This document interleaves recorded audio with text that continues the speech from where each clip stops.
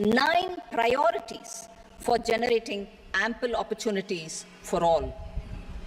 Number 1, productivity and resilience in agriculture. Number 2, employment and skilling. Number 3, inclusive human resource development and social justice. 4, manufacturing and services. 5, urban development. 6, energy security. 7, infrastructure. 8, innovation, research and development. And 9, next generation reforms. Subsequent budgets will build on these and add more priorities and actions. A more detailed formulation will be carried out as part of the economic policy framework about which I will speak later in this speech. This budget details some of the specific actions to be initiated in the current year towards fulfillment of these priorities with potential for transformative changes. The budget also covers some of the previously made announcements with intent to strengthen them and step up their implementation for expediting our journey towards the goal of Vikasit Bharat. Priority 1, productivity and resilience in agriculture. Transforming agricultural research. Our government will undertake a comprehensive review of the agricultural research setup to bring the focus on raising productivity and developing climate-resilient varieties. Funding will be provided in challenge mode, including to the private sector. Domain experts, both from the government and outside, will oversee the conduct of such research. Release of new varieties. New 109 high-yielding and climate-resilient varieties of 32 field and horticultural crops will be released for cultivation by farmers. Natural farming. In the next 2 years, 1 crore farmers across the country will be initiated into natural farming, supported by certification and branding. Implementation will be through scientific institutions and willing gram panchayats.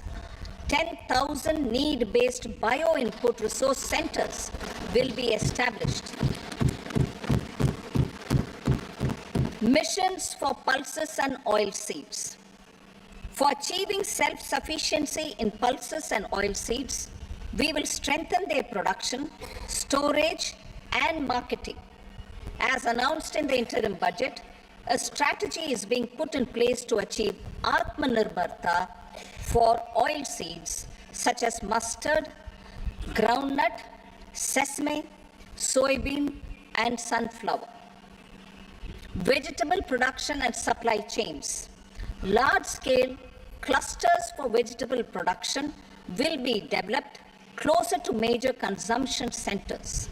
We will promote farmer-producer organizations, cooperatives, and startups for vegetable supply chains, including for collection and storage and marketing. Digital public infrastructure for agriculture. Buoyed by the success of the pilot project, our government, in partnership with the states, will facilitate the implementation of the digital public infrastructure in agriculture for coverage of farmers and their lands in 3 years. During this year, digital crop survey for Kharif using the DPI will be taken up in 400 districts. The details of 6 crore farmers and their lands will be brought into the farmer and land registries. Further, the issuance of Jan Samarth based Kisan credit cards will be enabled in 5 states. Shrimp production and export. Financial support for setting up a network of nucleus breeding centers for shrimp brood stocks will be provided. Financing for shrimp farming, processing, and export will be facilitated through NABARD. National Cooperation Policy. Our government will bring out a national cooperation policy for systematic, orderly, and all-round development of the cooperative sector, fast-tracking growth of rural economy and generation of employment opportunities on a large scale will be the policy goal. This year, I have made a provision of 1.52 lakh crore rupees for agriculture and allied sectors.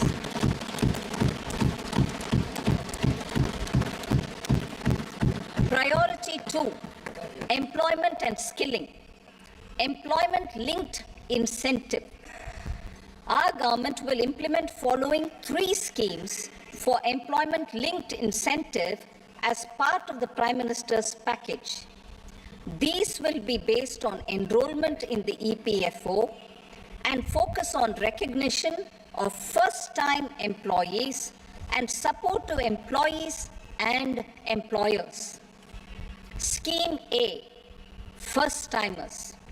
This scheme will provide 1 month wage to all persons newly entering the workforce in all formal sectors.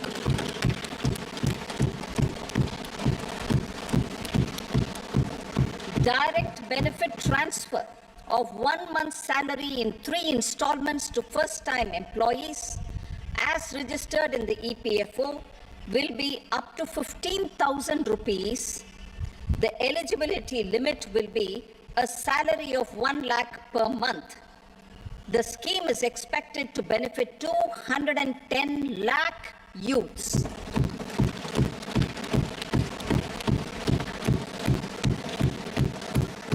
Scheme B, job creation in manufacturing. This scheme will incentivize additional employment in the manufacturing sector linked to the employment of first-time employees.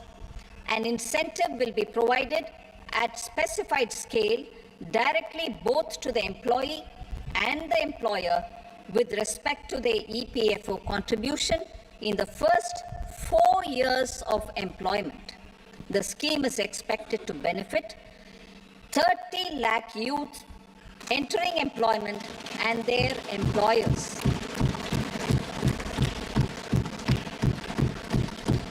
Scheme C, support to employers. This employer-focused scheme will cover additional employment in all sectors. All additional employment within a salary of 1 lakh rupee per month will be counted. The government will reimburse to employers up to 3,000 rupees per month for 2 years towards the EPFO contribution for each additional employee.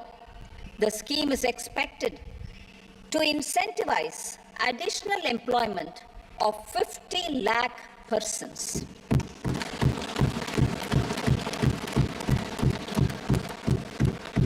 Participation of women in the workforce. We will facilitate higher participation of women in the workforce through setting up of working women hostels in collaboration with industry and establishing creches. In addition, the partnership will seek to organize women-specific skilling programs and promotion of market access for women SHG enterprises.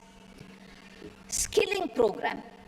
I'm happy to announce a new centrally sponsored scheme as the 4th scheme under the Prime Minister's package for skilling in collaboration with state governments and industry.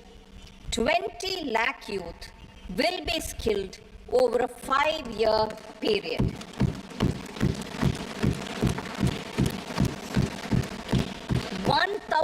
Industrial training institutes will be upgraded in hub and spoke arrangements with outcome orientation.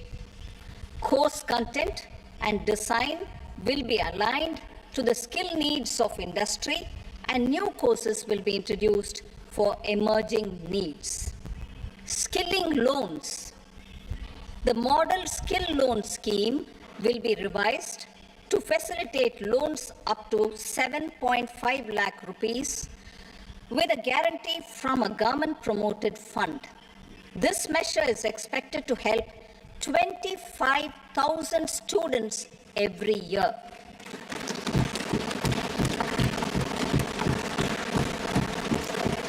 Education loans. For helping our youth who have not been eligible for any benefit under government schemes and policies, I am happy to announce a financial support for loans up to 10 lakh rupees for higher education in domestic institutions.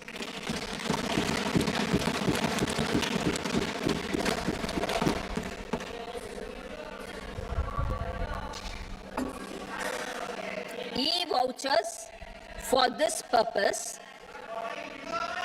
E-vouchers for this purpose will be given directly to 1 lakh students every year for annual interest subvention of 3% of the loan amount. Priority 3, inclusive human resource development and social justice. Saturation approach.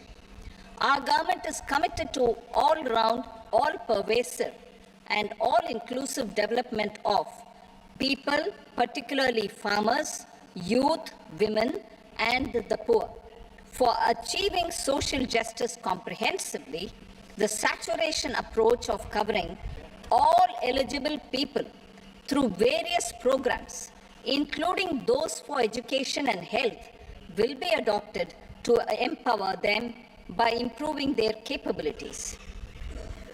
Implementation of schemes meant for supporting economic activities by craftsmen, artisans, self-help groups, scheduled caste, scheduled tribe, and women entrepreneurs and street vendors such as the PM Vishwakarma, PM Swanidhi, National Livelihood Missions, and Stand Up India will be stepped up. Purvodaya. The states in the eastern part of the country are rich in endowments and have strong cultural traditions.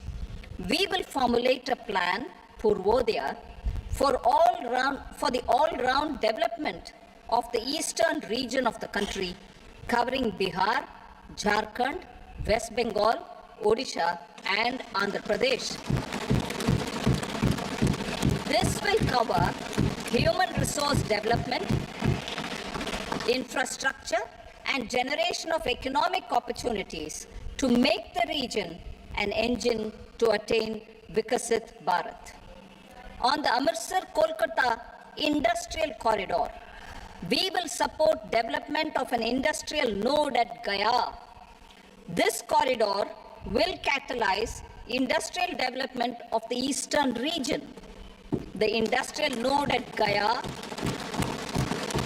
will also be a good model for developing our ancient centers of cultural importance into future centers of modern economy. This model shall showcase Vikas B, Virasat B in our growth trajectory.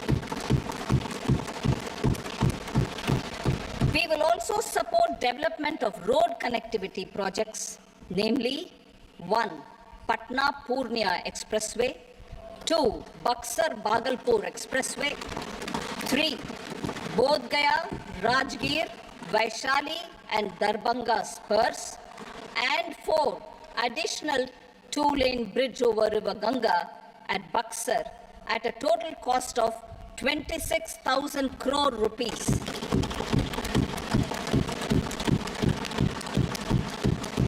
Power projects, including setting up of a new 2,400 megawatt power plant at Pir Painti, will be taken up at a cost of 21,400 crore rupees. New airports, medical colleges, and sports infrastructure in Bihar will be constructed. An additional allocation to support capital investments will be provided. The requests of Bihar government for external assistance from multilateral development banks will be expedited.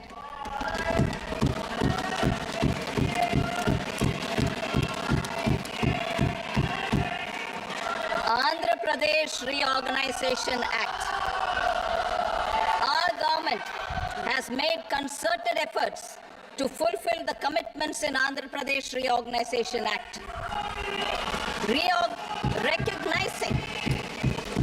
Recognizing the state's need for the capital, recognizing the state's need for a capital, we will facilitate special financial support through multilateral development agencies. In the current financial year, 15,000 crore rupees will be arranged with additional amounts in future years.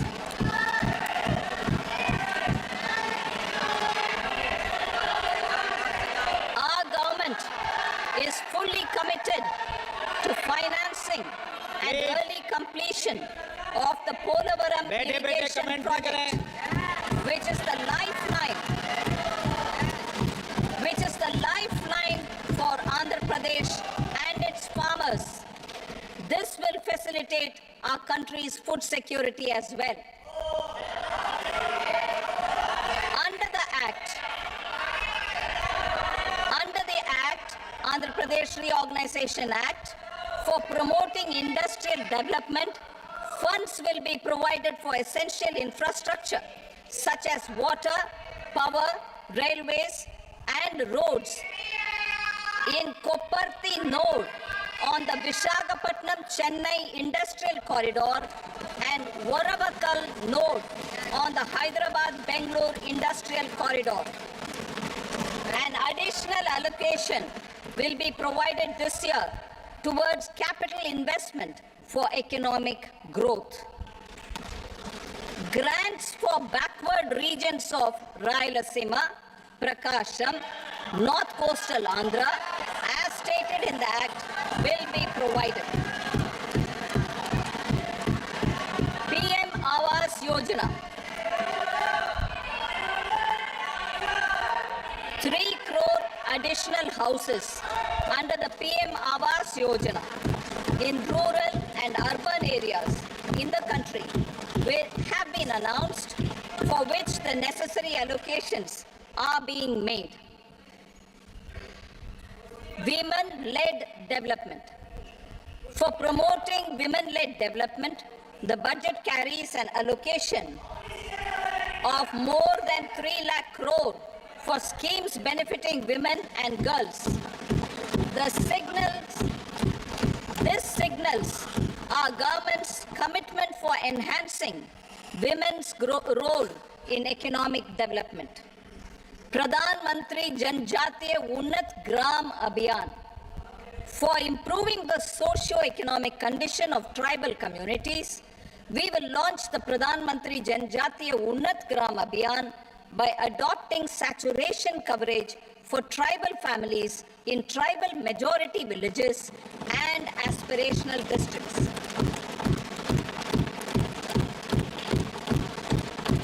This will cover 63,000 villages, benefiting 5 crore tribal people. Bank branches in northeastern region. More than 100 branches of India Post Payment Bank will be set up in the northeast region to expand the banking services. This year, I have made a provision of 2.66 lakh crore rupees for rural development, including rural infrastructure. Priority 4, manufacturing and services, support for promotion of MSMEs. This budget provides special attention to MSMEs, and manufacturing, particularly labor-intensive manufacturing. We have formulated a package covering financing, regulatory changes, and technology support for MSMEs to help them grow and also compete globally, as mentioned in the interim budget. I am happy to announce the following specific measures. Credit guarantee scheme for MSMEs in the manufacturing sector. For facilitating term loans to MSMEs for purchase of machinery and equipment without collateral or third-party guarantee, a credit guarantee scheme will be introduced. The scheme will operate on pooling of credit risks of such MSMEs. A separately constituted self-financing guarantee fund will provide to each applicant guarantee cover up to 100 crore rupees, while the loan amount may be larger. The borrower will have to provide an upfront guarantee fee and an annual guarantee fee on the reducing loan balance. New assessment model for MSME credit. Public sector banks will build their own in-house capability to assess MSMEs for credit instead of relying on external assessment. They will also take a lead in developing or getting developed a new credit assessment model based on the scoring of digital footprints of the MSMEs in the economy.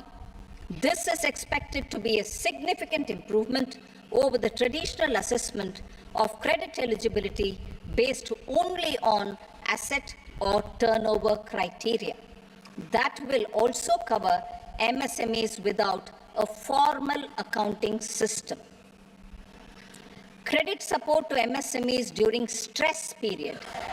I'm happy to announce a new mechanism for facilitating continuation of bank credit to MSMEs during their stress period while being in special mention account, SMA stage, for reasons beyond their control. MSMEs need credit to continue their business and to avoid getting into the NPA stage. Credit availability will be supported through a guarantee from a government-promoted fund. Mudra loans. The limit of Mudra loans will be enhanced to 20 lakh from the current 10 lakh for those entrepreneurs who have availed and successfully repaid previous loans under the Tarun category. Enhanced scope for mandatory onboarding in TREDS. For facilitating MSMEs to unlock their working capital by converting their trade receivables into cash, I propose to reduce the turnover threshold of buyers for mandatory onboarding on the TREDS platform from rupees 500 crore to 250 crore rupees. This measure will bring 22 more CPSCs and 7,000 more companies onto the platform. Medium enterprises will also be included in the scope of the suppliers. SIDBI branches in MSME clusters.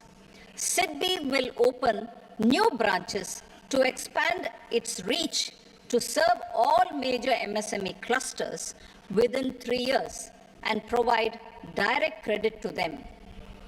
With the opening of 24 such branches this year, the service coverage will expand to 168 out of 242 major clusters. MSME units for food irradiation, quality and safety testing. Financial support for setting up of 50 multi-product food irradiation units in the MSME sector will be provided. Setting up of 100 food quality and safety testing labs with NABL accreditation will be facilitated. E-commerce export hubs to enable MSMEs and traditional artisans to sell their products in international markets. E-commerce export hubs will be set up in public-private partnership mode. These hubs, under a seamless regulatory and logistic framework, will facilitate trade and export-related services under one roof. Measures for promotion of manufacturing and services. Internship in top companies. As the fifth scheme under Prime Minister's package, our government will launch a comprehensive scheme for providing internship opportunities in 500 top companies to 1 crore youth in 5 years. They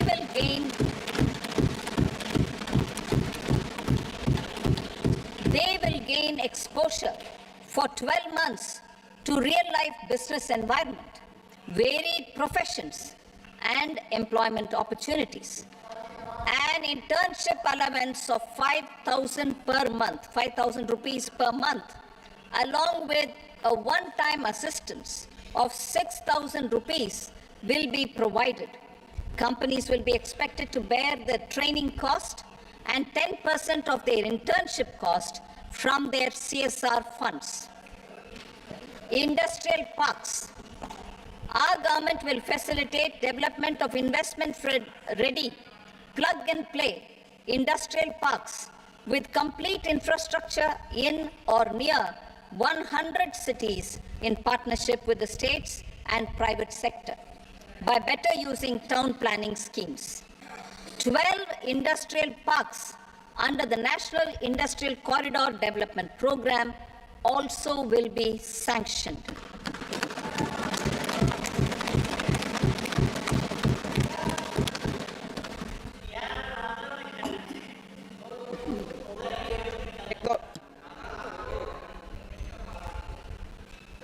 Veggie paper, no. Please, Patty.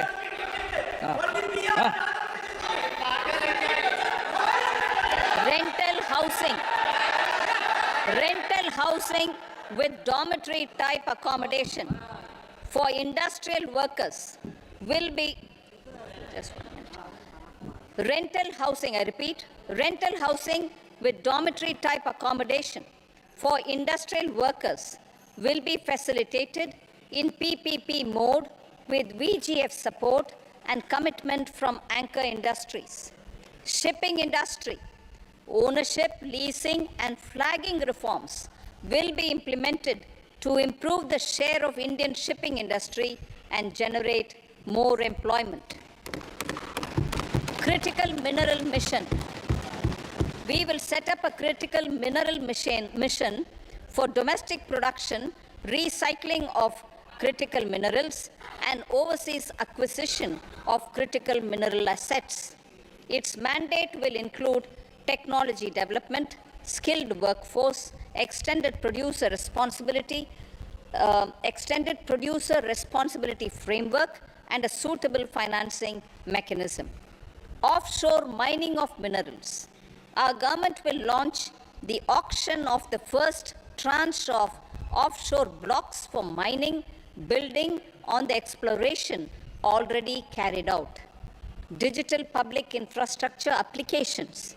Turning to the services sector, I propose development of DPI applications at population scale for productivity gains, business opportunities, and innovation by the private sector.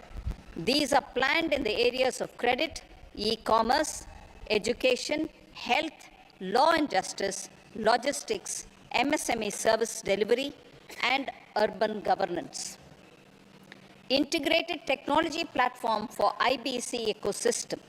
An integrated technology platform will be set up for improving the outcomes under the Insolvency Bankruptcy Code for achieving consistency, transparency, timely processing, and better oversight for all stakeholders. Voluntary closure of LLPs. The services of the Center for Processing Accelerated Corporate Exit, CPACE, will be extended for voluntary closure of LLPs to reduce the closure times. National Company Law Tribunals. the IBC has resolved more than 1,000 companies, resulting in direct recovery of 3.3 lakh crore to creditors. 3.3 lakh crore rupees to creditors. In addition, 28,000 cases involving over 10 lakh crore rupees have been disposed of even prior to admission. Appropriate changes to the IBC, reforms and strengthening of the tribunal and appellate tribunals will be initiated to speed up insolvency resolution. Additional tribunals will be established.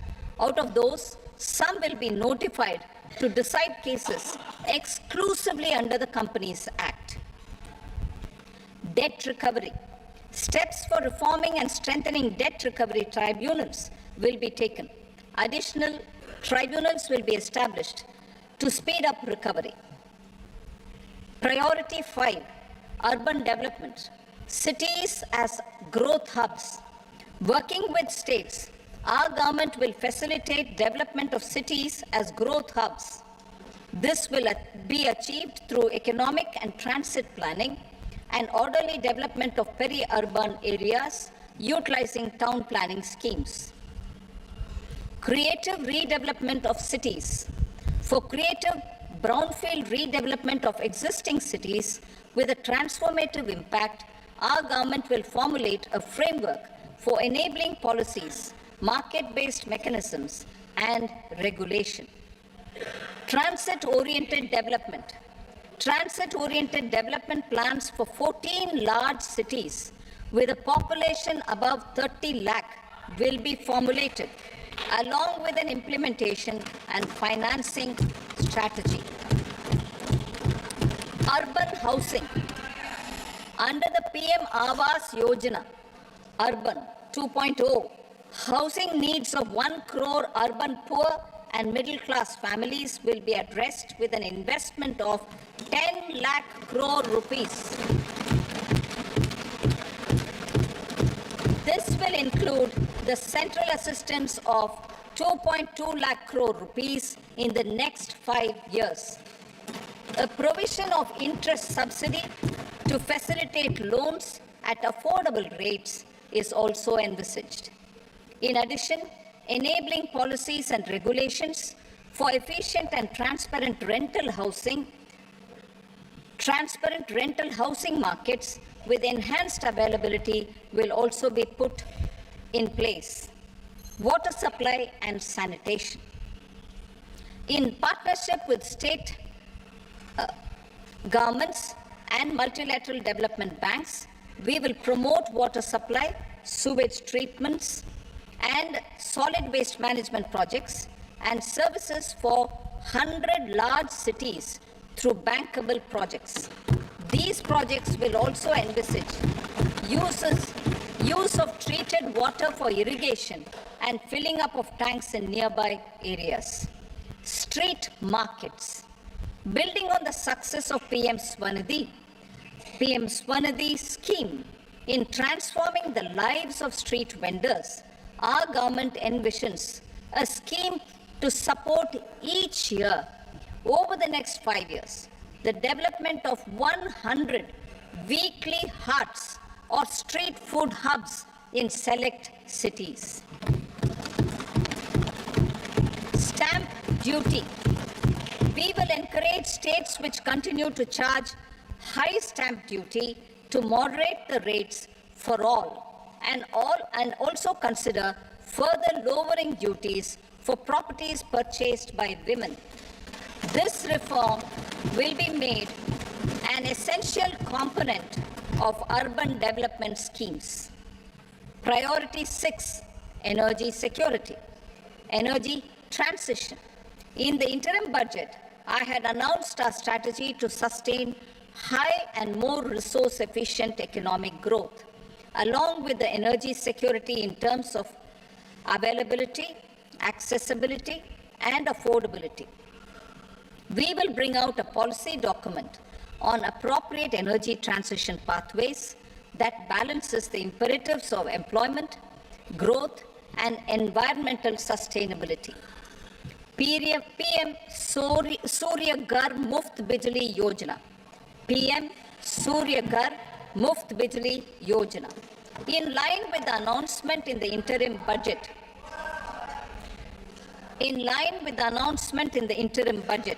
PM Surya Ghar Muft Bijli Yojana has been launched to install rooftop solar plants to enable 1 crore households obtain free electricity up to 300 units every month. The scheme has generated remarkable response with more than 1.28 crore registrations and 14 lakh applications, and we will further encourage it. Pumped storage policy. A policy for promoting pumped storage projects will be brought out for electricity storage and facilitating smooth integration of the growing share of renewable energy with its variable and intermittent nature in the overall energy mix. Research and development of small and modular nuclear reactors. Nuclear energy is expected to form a very significant part of the energy mix for Vikasit Bharat. Towards that pursuit, our government will partner with the private sector for 1. Setting up Bharat Small Reactors. 2. Research and development of Bharat Small Modular Reactor. And 3. Research and development of newer technologies for nuclear energy. The R&D funding announced in the interim budget will be made available for this sector also. Advanced ultra supercritical thermal power plants. The development of indigenous technology for advanced ultra supercritical thermal power plants with much higher efficiency has been completed. A joint venture between NTPC and BHEL will set up a full-scale 800 megawatt commercial plant using AUSC technology. The government will provide the required fiscal support. Moving forward, development of indigenous capacity for the production of high-grade steel and other advanced metallurgy materials for these plants will result in strong spin-off benefits for the economy. Roadmap for hard-to-abate industries. A roadmap for moving the hard-to-abate industries from energy efficiency targets to emission targets will be formulated.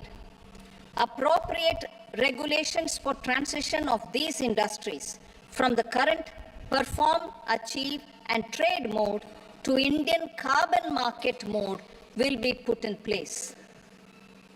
Support to traditional micro and small industries.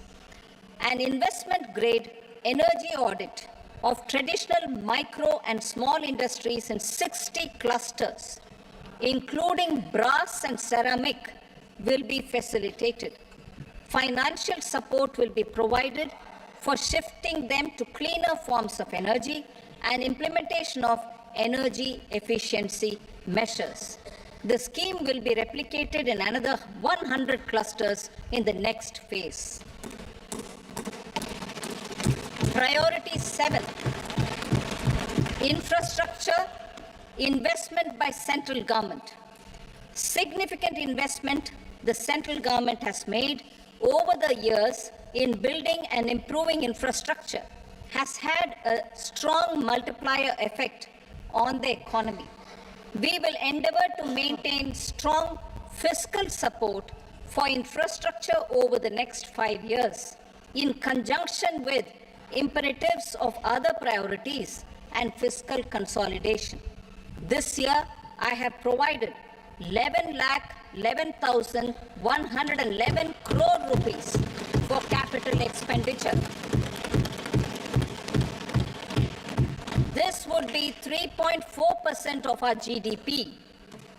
infrastructure investment by state governments. We will encourage states to provide support of similar scale for infrastructure, subject to their development priorities. A provision of 1.5 lakh crore rupees for long-term interest-free loans have been made this year also to support the states in their resource allocation. Private investment in infrastructure. Investment in infrastructure by private sector will be promoted through viability gap funding and enabling policies and regulations. A market-based financing framework will be brought out. Pradhan Mantri Gram Sadak Yojana, Phase 4 of the PMGSY will be launched to provide all-weather connectivity to 25,000 rural habitations, which have become eligible in view of their population increase. Irrigation and flood mitigation. Bihar has frequently suffered from floods, many of them originating outside the country.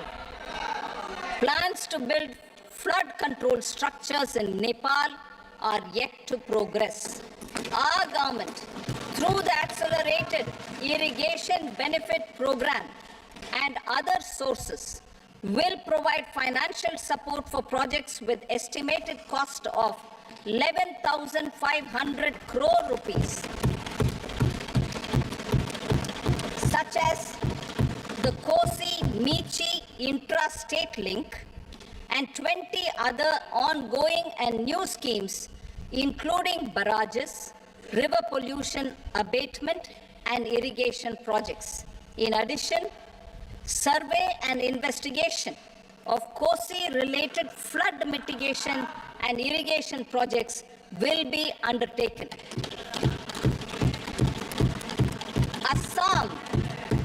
Assam grapples with floods every year by the Brahmaputra River and its tributaries originating outside India. We will provide assistance to Assam for flood management and related projects.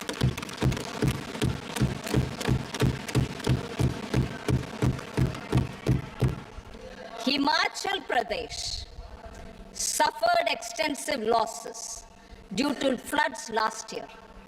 Our government will provide assistance to the state for reconstruction and rehabilitation through multilateral development assistance.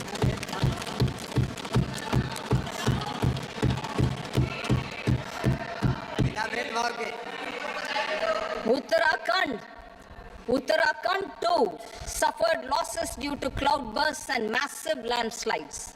We will provide assistance to the state. Recently, Sikkim witnessed devastating flash floods and landslides that wreaked havoc across the state. Our government will provide assistance to the state. Tourism. Tourism has always been a part of our civilization. Our efforts in positioning India as a global tourist destination will also create jobs, stimulate investments, and unlock economic opportunities for other sectors. In addition to the measures outlined in the interim budget, I propose the following measures. Vishnupad Temple at Gaya and Mahabodhi Temple at Bodh Gaya in Bihar are of immense spiritual significance.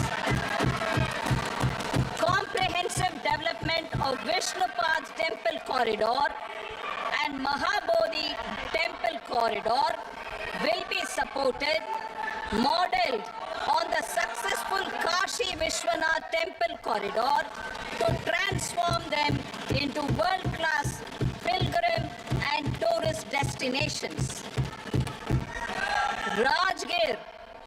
Rajgir holds immense religious significance for Hindus, Buddhists and Jains. The 20th Tirthankara Muniswarata temple in the Jain temple complex is ancient. The Saptarishi or the 7 hot springs form a warm water Brahmkund that is sacred. A comprehensive development initiative for Rajgir will be undertaken. Our government will support the development of Nalanda as a tourist center, besides reviving Nalanda University to its glorious stature. Odisha's scenic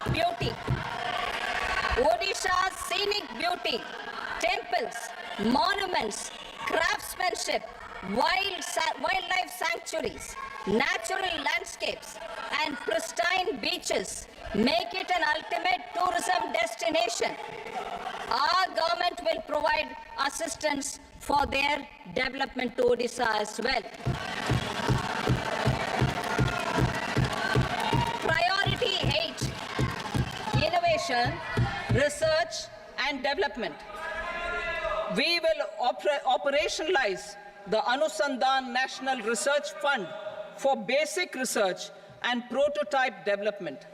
Further, we will set up a mechanism for spurring private sector-driven research and innovation at commercial scale with a financing pool of 1 lakh crore rupees in line with the announcement in the interim budget. Space economy. With our continued emphasis on expanding the space economy by 5 times in the next 10 years, a venture capital fund of 1,000 crore rupees will be set up. Priority 9, next generation reforms. Economic policy framework. We will formulate an economic policy framework to delineate the overarching approach to economic development and set the scope of the next generation of reforms for facilitating employment opportunities and sustaining high growth. Our government will initiate and incentivize reforms for 1. Improving productivity of factors of production, and 2. Facilitating markets and sectors to become more efficient. These reforms will cover all factors of production, namely land, labor, capital, and entrepreneurship, and technology as an enabler of improving total factor productivity and bridging inequality.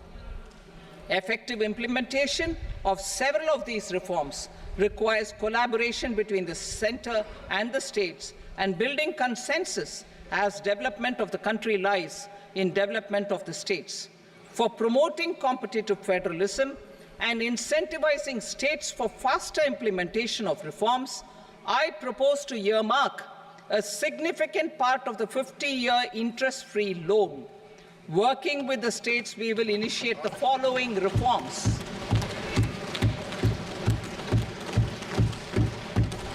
Land-related reforms and actions, both in the rural and urban areas, will cover land administration, will cover 1. Land administration, planning and management, and 2.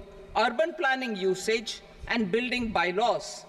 These will be incentivized for completion within the next 3 years through appropriate fiscal support. Rural land-related actions. Rural land-related actions will include 1. Assignment of unique land parcel identification number, UL PIN, or Bhu Aadhaar for all lands. 2. Digitization of cadastral maps. 3. Survey of subdivisions, survey of map subdivisions as per current ownership. 4. Establishment of land registry. And 5.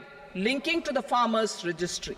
These actions will also facilitate credit flow and other agricultural services. Urban land-related actions. Land records in urban areas will be digitized with GIS mapping. An IT-based system for property record administration, updating, and tax administration will be established. These will also facilitate improving the financial position of urban local bodies, labour-related reforms, services to labour.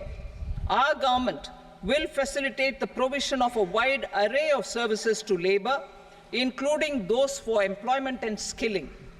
A comprehensive integration of e-Shram portal with other portals will facilitate such one-stop solution. Open architecture databases for the rapidly changing labour market, skill requirements and available job roles, and a mechanism to connect job aspirants with potential employers and skill providers will be covered in these services. Shram Suvidha and Samadhan portal. Shram Suvidha and Samadhan portal will be revamped to enhance ease of compliance for industry and trade. Capital and entrepreneurship related reforms, financial sector vision and strategy. For meeting financing needs of the economy, our government will bring out a financial sector vision and strategy document to prepare the sector in terms of size, capacity, and skills. This will set the agenda for the next 5 years and guide the work of the government, regulators, financial institutions, and market participants. Taxonomy for climate finance. We will develop taxonomy for climate finance for enhancing the availability of capital for climate adaptation and mitigation.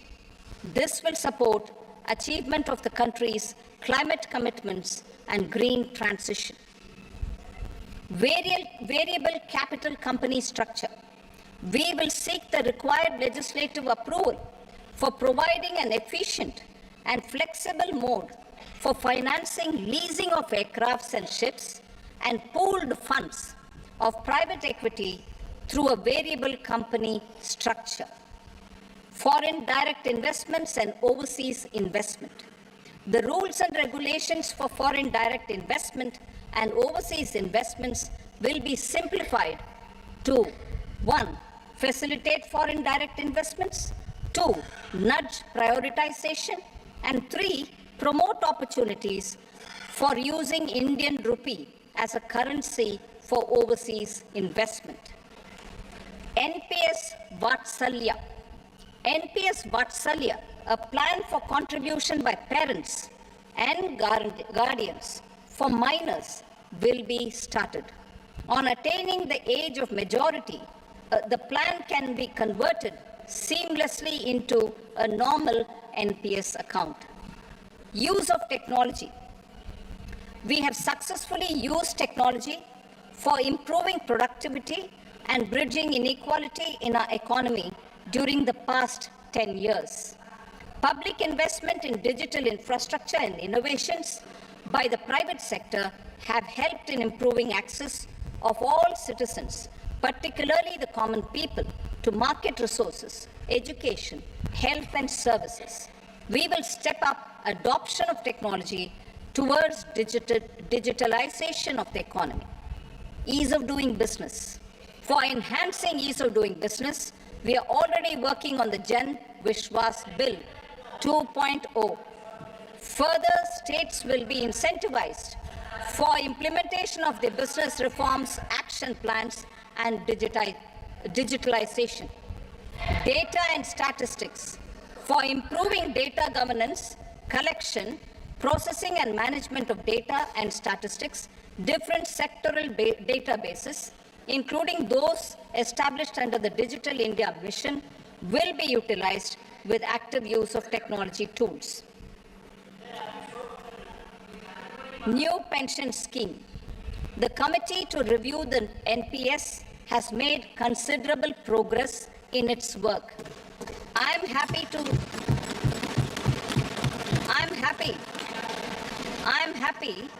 that the staff side of the National Council of the Joint Consultative Machinery for Central Government Employees has taken a constructive approach. A solution will be evolved which addresses the relevant issues while maintaining fiscal prudence to protect the common citizens. Budget estimates for 24-25. For the year 24-25, total receipts other than borrowings and the total expenditure are estimated at 32.07 lakh crore rupees and 48.21 lakh crore rupees respectively.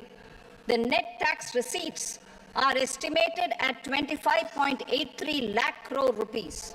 The fiscal deficit is estimated at 4.9% of the GDP. The gross and the net market borrowings through dated securities during 24-25 are estimated at 14.01 lakh crore rupees and 11.63 lakh crore rupees respectively. Both will be less than that in 23-24. The fiscal consolidation path announced by me in 2021 has served our economy very well, and we aim to reach the deficit below 4.5% next year. The government is committed to staying the course. From 2026-27 onwards, our endeavor will be to keep the fiscal deficit each year such that the central government's debt will be on a declining path as percentage of GDP. I will now move to Part B.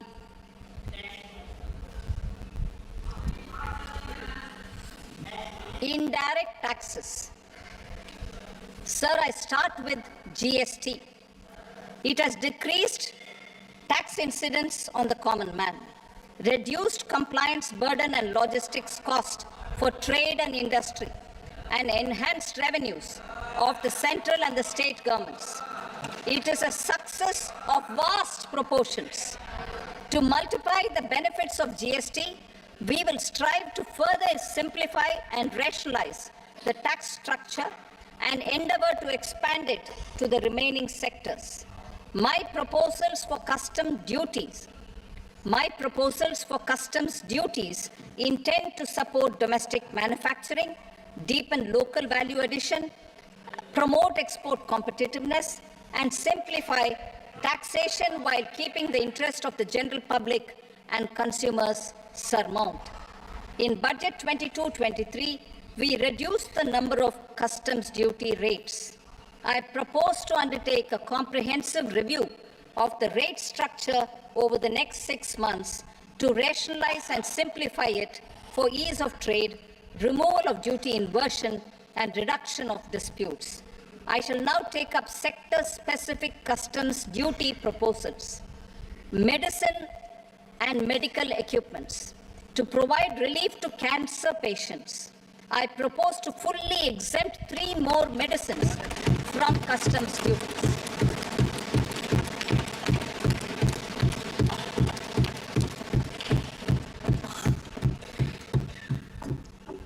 I also propose changes in the BCD on X-ray tubes and flat panel detectors for use in medical X-ray machines under the phased manufacturing program so as to synchronize them with the domestic capacity addition.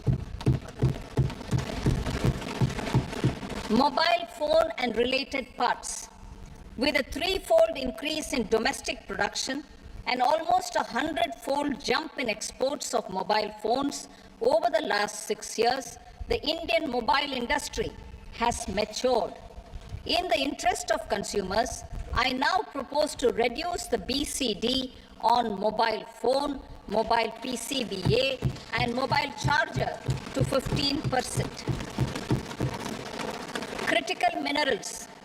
Minerals such as lithium, copper, cobalt, and rare earth elements are critical for sectors like nuclear energy, renewable energy, space, defense, telecommunications, and high-tech electronics. I propose to fully exempt customs duties on 25 critical minerals and reduce BCD on 2 of them. This will provide a major fillip to the processing and refining of such minerals and help secure their availability for these strategic and important sectors. Solar energy. Energy transition is critical in the fight against climate change. To support energy transition, I propose to expand the list of exempted capital goods for use in the manufacture of solar cells and panels in the country. Further, in view of sufficient domestic manufacturing capacity of solar gas, glass and tinned copper interconnect, I propose not to extend the exemption of custom duties provided to them. Marine products. India's seafood exports in the last financial year touched an all-time high of more than 60,000 crores of rupees. Frozen shrimp accounted for about 2/3 of these exports. To enhance their competitiveness, I propose to reduce BCD on certain broodstock, polychaete worms, shrimp and fish feed to 5%. I also propose to exempt customs duty on various inputs for manufacture of shrimp and fish feed. Leather and textile. Similarly, to enhance the competitiveness of exports in the leather and textile sectors, I propose to reduce BCD on real down-filling material from duck or goose. I am also making additions to the list of exempted goods for manufacture of leather and textile garments, footwear, and other leather articles for export. To rectify inversion in duty, I propose to reduce BCD subject to conditions on methylene diphenyl diisocyanate, MDI, for manufacture of spandex yarn from 7.5 to 5%. Furthermore, the export duty structure on raw hides, skin, and leather is proposed to be simplified and rationalized. Precious metals. To enhance domestic value addition in gold and precious metal jewelry in the country, I propose to reduce customs duties on gold and silver to 6% and that of platinum to 6.4%. Other metals, steel and copper are important raw materials. To reduce their cost of production, I propose to remove the BCD on ferronickel and blister copper. I am also continuing with nil BCD on ferrous scrap and nickel cathode and concessional BCD of 2.5% on copper scrap. Electronics. To increase value addition in the domestic electronics industry, I propose to remove the BCD subject to conditions on oxygen-free copper for manufacture of resistors. I also propose to exempt certain parts for manufacture of connectors. Chemicals and petrochemicals. To support existing and new capacities in the pipeline, I propose to increase the BCD on ammonium nitrate from 7.5% to 10%. Plastics. PVC flex banners are non-biodegradable and hazardous for environment and health. To curb their imports, I propose to raise the BCD on them from 10 to 25%. Telecommunication equipment. To incentivize domestic manufacturing, I propose to increase the BCD from 10 to 15% on PCBA of specified telecom equipment. Trade facilitation.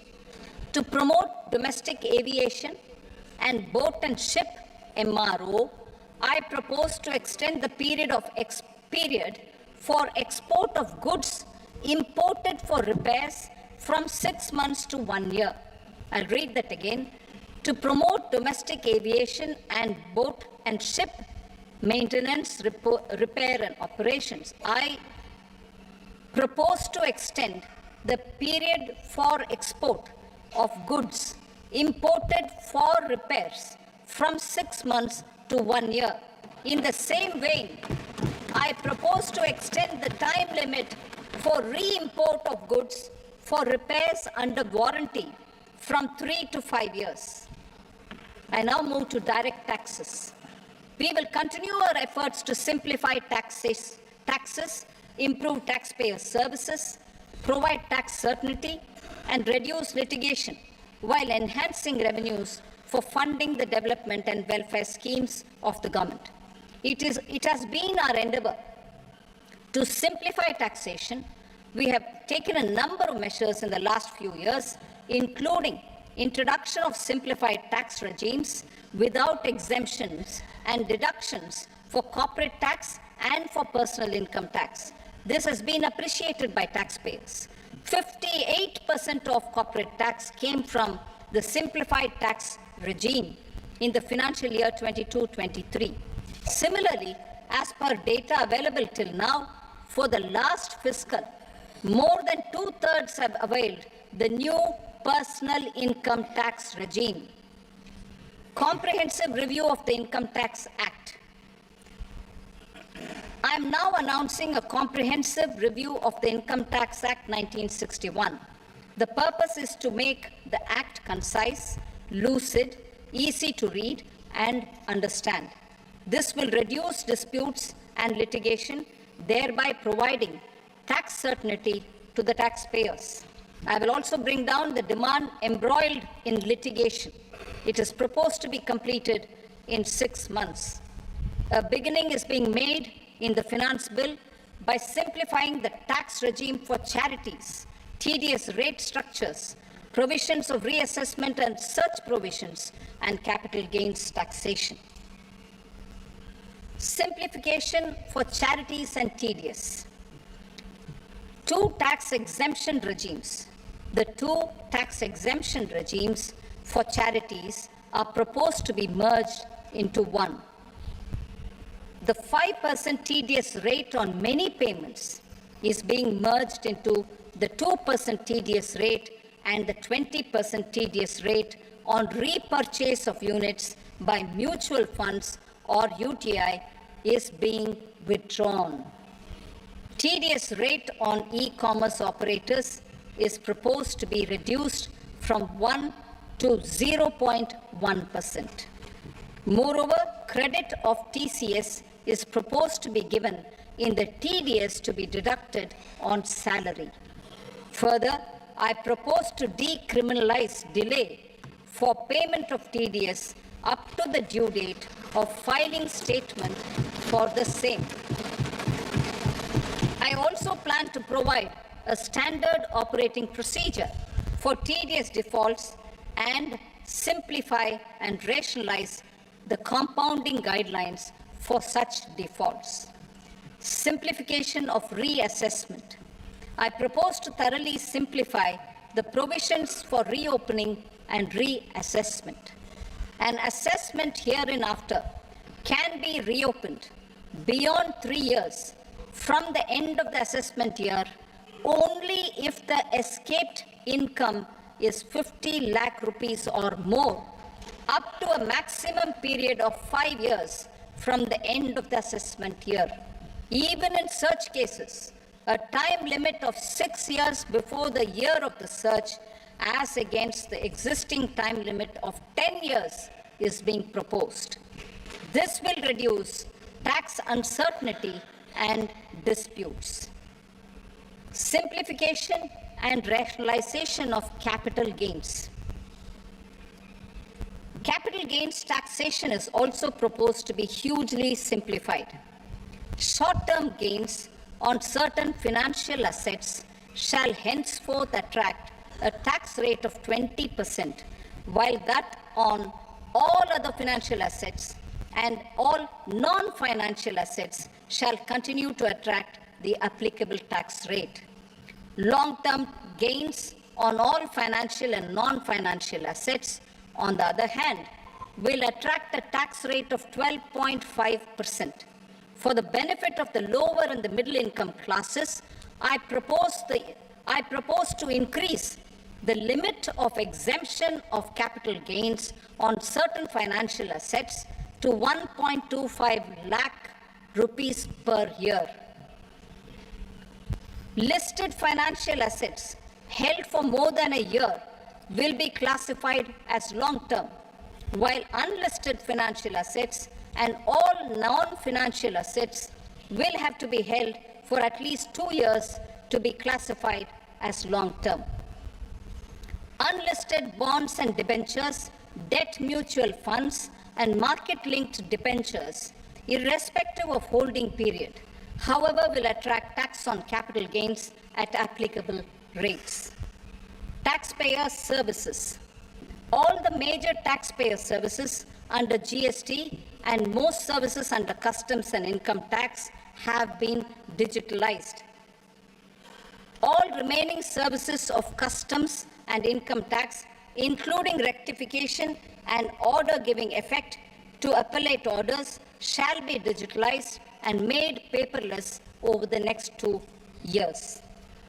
Litigation and appeals.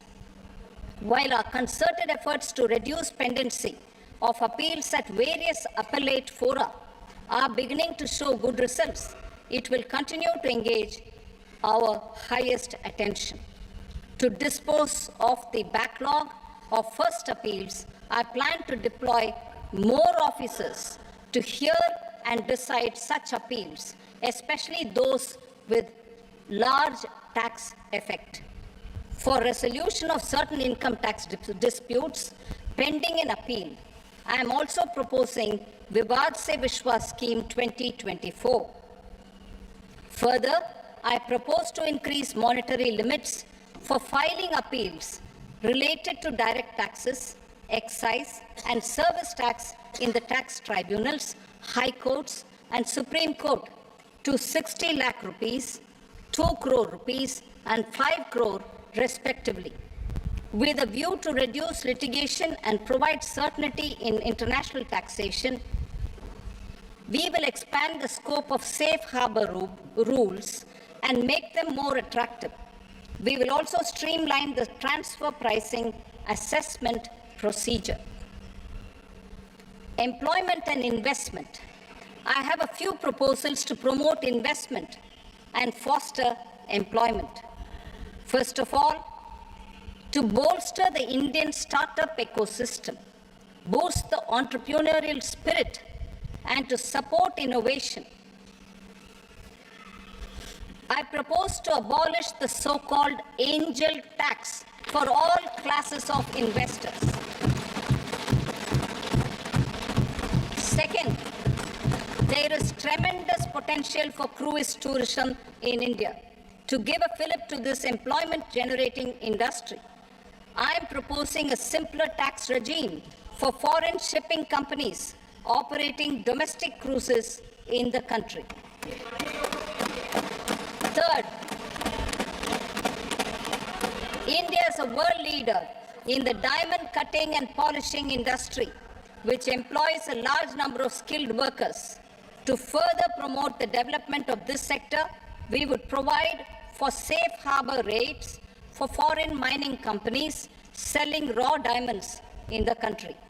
Fourth, to attract foreign capital for our development needs, I propose to reduce the corporate tax rate on foreign companies from 40 to 35%. Deepening the tax base. I have a couple of proposals for deepening the tax base. First, security transaction tax on futures and options of securities is proposed to be increased to 0.02% and 0.1% respectively. Second, for reasons of equity, I propose to tax income received on buyback of shares in the hands of recipients. Other proposals. To improve social security benefits, deduction of expenditure by employers towards NPS is proposed to be increased from 10 to 14% of the employee's salary. Similarly, deduction of this expenditure up to 14% of salary from the income of employees in private sector, public sector banks and undertakings opting for the new tax regime is proposed to be provided. Indian professionals working in multinationals get ESOPs and invest in social security schemes and other movable assets abroad Non-reporting of such small foreign assets has penal consequences under the Black Money Act. Such non-reporting of movable assets up to 20 lakh rupees is proposed to be depenalized.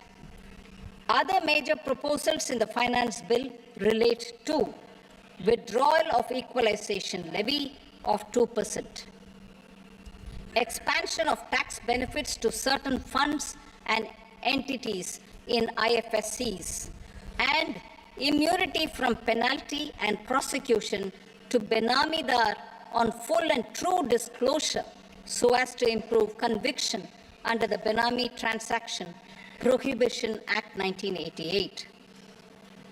Personal income tax.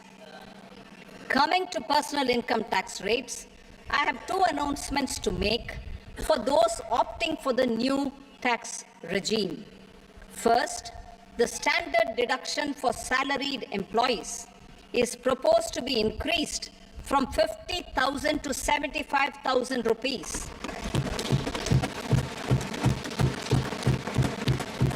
Similarly, deduction on family pension for pensioners is proposed to be enhanced from 15,000 to 25,000 rupees. This will provide relief to about 4 crore salaried individuals and pensioners.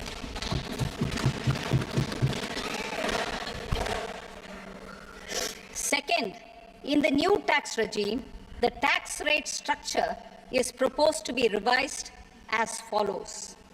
0 to 3 lakh rupees, nil. 3 to 7 lakh rupees, 5%. 7 to 10 lakh rupees, 10%. 10 to 12 lakh rupees, 15%. 12 to 15 lakh rupees, 20%. And above 15 lakh rupees, 30%.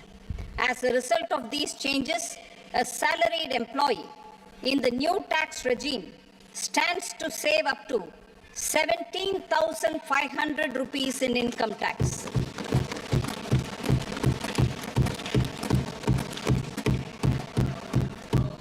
Apart from these, I am also making some other changes as given in the annexure. As a result of these proposals, revenue of about 37,000 crore, that is 29,000 crore in direct taxes and 8,000 crore in indirect taxes will be foregone, while revenue of about 30,000 crore rupees will be additionally mobilized. Thus, the total revenue foregone is about 7,000 crores annually. Mr. Speaker, sir, with this, I commend the budget to this august House. Jai Hind.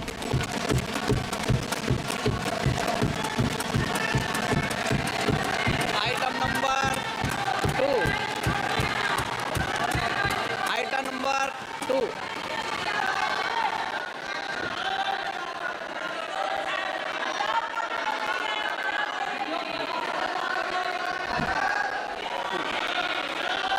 Sir, with your permission, I rise to lay on the table the following statements under Section 3 of the Fiscal Responsibility and Budget Management, FRBM Act 2003, Medium-Term Fiscal Policy cum Fiscal Policy Strategy Statement and Macroeconomic Framework Statement. Item number 3. Sir, with your permission, I rise to move for leave to introduce the Finance Number 2 Bill 2024. प्रश्न ये कि विधेयक को पूरा स्थापित करने की अनुमति प्रदान की जाए। जो सदस्य इसके पक्ष में हाँ कहें, जो सदस्य विरोध में ना कहें। मेरे विचार में निर्णय हाँ वालों के पक्ष व अनुमति प्रदान की जाती है। माननीय मंत्री जी, अब विधेयक पूरा स्थापित करें। Sir, I introduce the bill. Item number 4. The Union Territory of Jammu and Kashmir budget. Sir, I rise to present a statement, Hindi and English versions, of the estimated receipts and expenditure of the Union Territory of Jammu and Kashmir for the year 24-25. सभा की कार्रवाई कल बुधवार दिनांक 24 जुलाई 2024 को प्राप्त 11 बजे तक के लिए स्थगित की जाती है।